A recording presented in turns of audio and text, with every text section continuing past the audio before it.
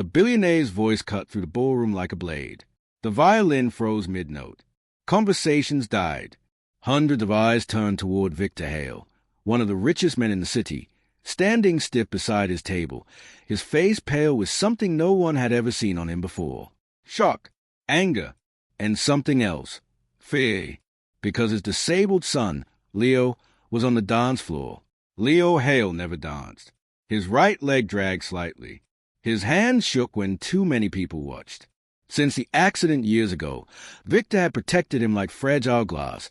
Private schools, private rooms, private life. Tonight was already a mistake. And now Leo was dancing, leading, with a black waitress. She held his hands gently, not pulling, not pushing. She followed his rhythm, his slow steps, his uneven pace. She smiled like this moment mattered more than anything else in the room. Victor's heart slammed against his ribs. "What is she doing?" He snapped at the head manager. The manager stammered. "Yes, sir. She was just serving drinks. And your son, he asked her to dance. We tried to stop him, but she said..." "She said what?" Victor barked. The manager swallowed. She said, "Let him lead." Laughter rippled through a few tables. Soft, cruel. Victor clenched his fists. His guests were powerful people, bankers, investors, politicians.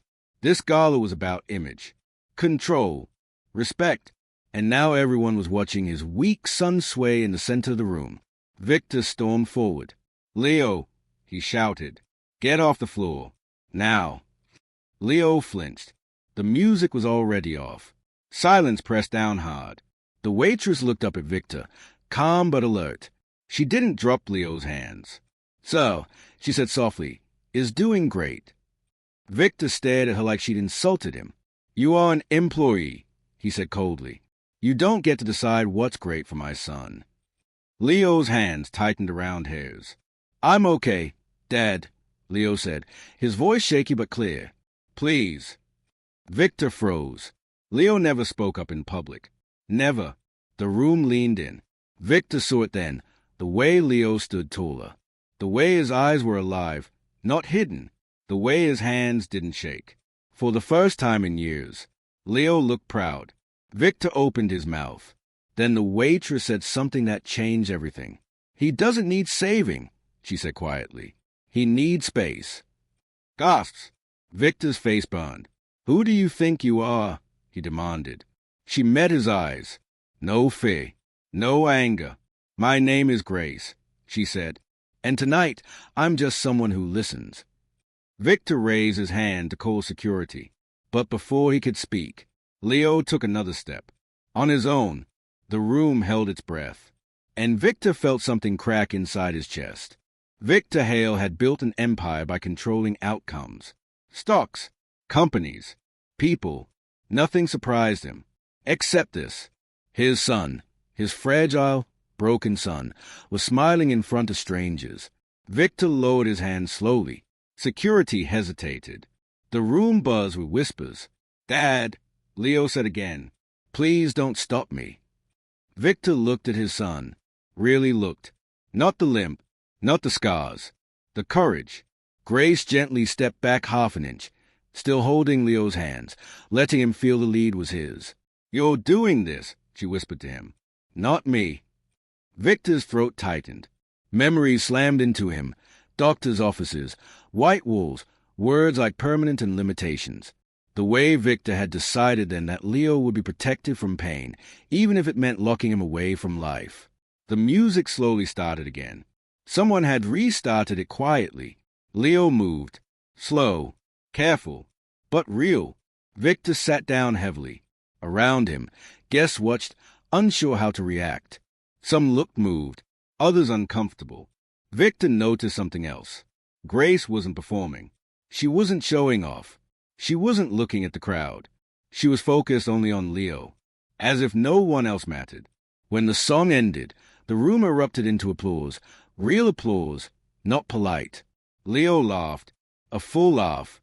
Victor hadn't heard that sound in years. Grace let go of Leo's hands and stepped back. "Thank you," Leo said. She nodded. "Thank you for trusting me." Victor stood again. This time, Slower. Miss, he said. A word. The room tensed. Grace walked toward him, wiping her hands on her apron. Yes, sir. What's your last name? Victor asked. Johnson.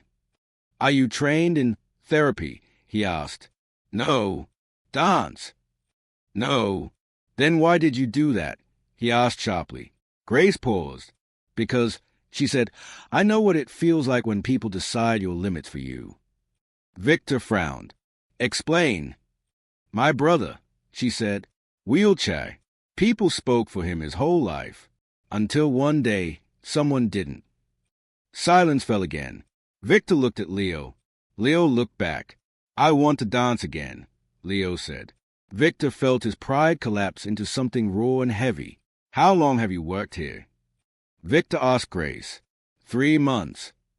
And before that? She hesitated. A lot of places. Victor nodded slowly. You're done serving tonight, he said. Grace stiffened. Sir, if I did something wrong. You didn't, Victor said. He turned to Leo. Son, he said, voice rough, would you like Grace to stay? Leo smiled. Yes. Victor exhaled. Then she stays. But deep inside, Victor felt something worse than anger. He felt regret, and it was only beginning. The gala ended, but Victor couldn't sleep. Leo wouldn't stop talking. Did you see when I turned? She trusted me, Dad. I wasn't scared. Victor sat on the edge of Leo's bed, listening. Every word was a reminder of what he had stolen from his son, years of choice, risk, and dignity. The next morning, Victor made a decision he had avoided for a long time. He invited Grace Johnson to his office. Not as staff, as a guest. Grace walked into the Hale Tower boardroom wearing her same simple clothes. Her back was straight, her eyes calm. Victor gestured to a chair. Sit. She did. Why are you really a waitress? Victor asked. Grace blinked. I need a job. That's not an answer, Victor said. Grace studied him, then asked a real question. Victor leaned back. What's your story? Grace took a breath. I was a teacher, she said. Special education. Victor's eyes narrowed. Why was? I spoke up, she said simply. About? Funding being stolen. Kids losing support. Victor stiffened. Did it cost you your job? Grace smiled without humor. It cost me everything. Victor felt the room tilt. What district? Grace said the name. Victor knew it. He funded it. He swallowed. And your brother, he asked. Passed away last year, she said softly. But he taught me something. What? That dignity is louder than money. Victor closed his eyes. For the first time in decades, his success felt heavy. I want you to work with my son, he said. Grace looked up sharply. As what?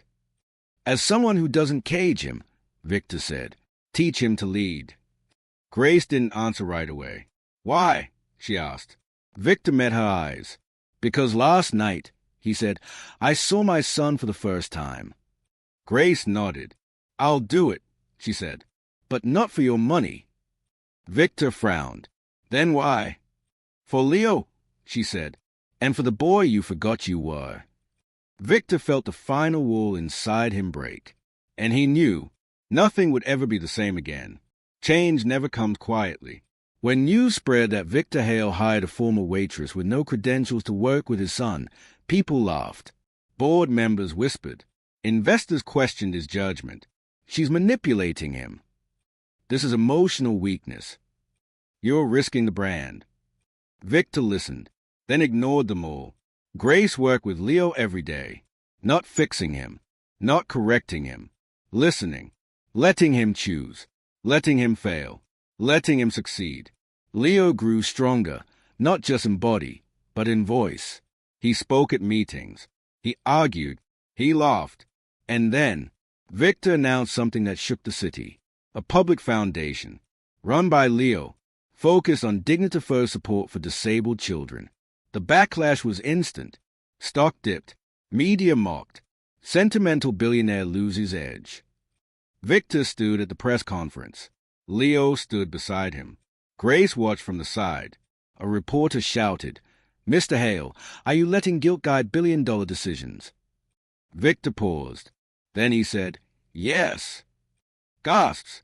"And it's the best investment I've ever made." Leo took the mic. "I don't need saving," he said. "I need respect." The room went silent. Victor watched his son stand tall, and he knew the joke had always been on him.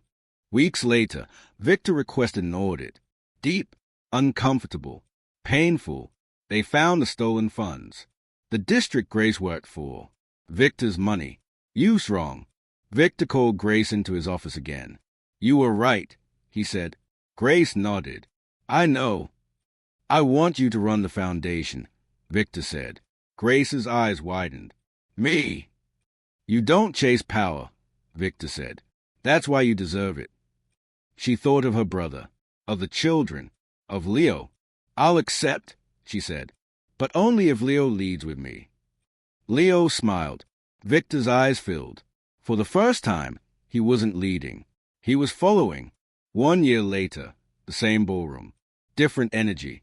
Different people. Different Victor. Music played. Leo stood in the center again. This time, he didn't wait. He held out his hand. To Grace. To his father. To the world. Victor stepped forward. Awkward. Nervous. Grace smiled. "Let him lead." Leo laughed, and Victor followed. The room erupted, not in laughter, but in respect. Victor finally understood the truth. Power isn't control. It's trust. And the smallest act of dignity can change a life, can change a legacy, can change the world.